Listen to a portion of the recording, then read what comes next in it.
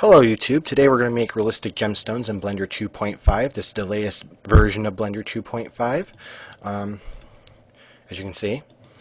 We're going to make realistic gemstones, but Blender already has a mesh for making gemstones. These are generally, of the diamond variety. You could work them out to make, the cuts you need, but gemstones aren't perfect, and they're cut by hand, so we're going to make ours by hand.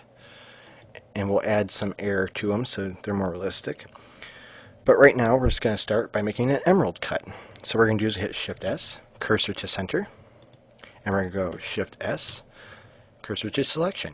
This will move our plane to the center of the 3D world. We're going to put 5 for orthographic view and 7 for top. Okay, S to scale and X along the X-axis. I'm going to try to do as fast as I can. I am a gemstone collector, among other things.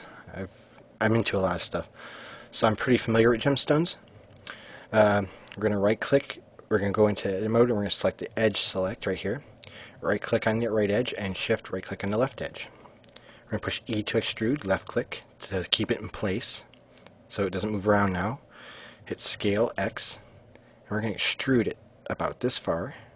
We're going to give exact values because gemstones are all different based on the size of the stone and everything else. A lot of factors playing on gemstones, so we're just going to play on that. So we're going to hit E to extrude again, click with the left mouse button, scale, push S and Y along the Y-axis. We're going to eyeball this, get it close as we can to the original on the right and left. It's pretty good. Now we're going to switch back and forth. So we're going to go back to the right and left. Going to extrude again with E, left click, scale along the X-axis, a little bit further than last time. About there is good. Do the same on top, right click, shift right click, extrude, left click, scale Y-axis, and we're going to eyeball it to match our new faces. So it's pretty equal, but not quite so, and that's okay. Now we're going to go down here and click vertex mode, and we're right click, and shift right click these 3 points. Hit F to make a face. This will connect us points. You can connect 2 points, 3 points, or 4 points in Blender at a time using this method. Shift right click, face, right click, shift right click, face, right click, shift right click, face. And we're going to do it again for the outside edges on these 4 points. Shift right click, face, right click, shift right click, face, and we're going to go a bit faster here because I only have limited amount of time to do this and show you. I'll go over materials in the next video, and despite it being emerald cut, they use this cut in all kinds of gemstones, and depending on the element dissolved in the crystal, the different colors, but we'll go over that later. Okay, that's pretty good. It's flat, as you can see. Push 7, go back to top view. And we're going to go to face select mode, select the center face.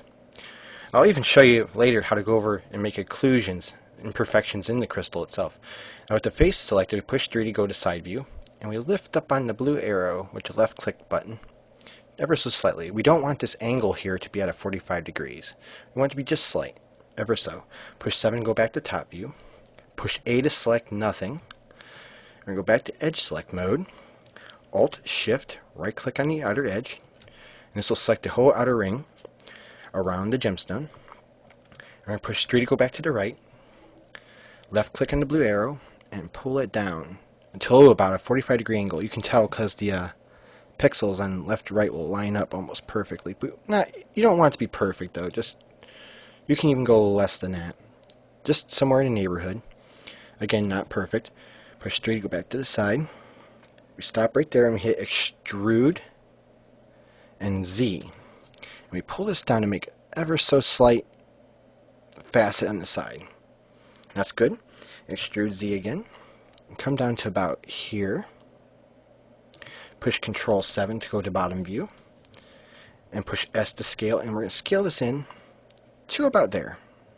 Right about there. Push 3 to look from the side to see it. Hit E to extrude again and Z to go down. And this one should be a little further than the last one.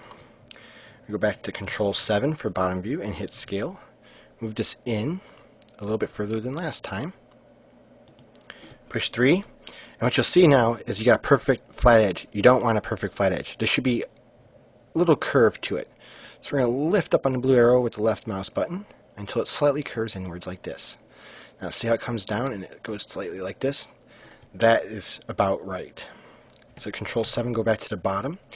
Now we're going to click here on the vertex select mode, and we're going to select these two vertices, left click, shift, right click, merge at center, right click, shift, right click, merge at center, and do it for all four sides.